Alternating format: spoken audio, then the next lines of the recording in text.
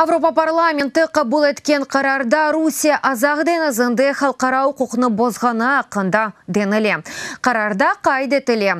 Русия Керич боғазындан Украин лиманларына yol тұтқан кемелеріні сық-сық ве қаба шекілінде тоқтатаве тешкере. Авропа парламентінің мебіслері Авропа бірлігінің мемлекетлеріні илеріде азағден азынды чатышув кергенлешкені кебі олса, Русияге қаршы санкциялар құветлештірежегіні білдірмек чығаралар. Бұның еле азақ денізі еле бағылы Авропа парламентінің қарарында Авропа бірлігінден ишғал етілген Қырым ве Донбасс мәселелерінде мақсус темсілжісі олажақ шақысының тайын етілуі ақында мадде бар. Бұл сененің апрель айындан башлап Русия Керич боғазындан Мариуполь ве Бердянскқа yol тұтқан әжнеби кемелеріні тешкерувлер кешірмек үшін тоқтата. Бұл екебе әрекетлер халқара құқыны боза, чүнке азақ денізінен әм Украина, әм Русия сербест қолана біле.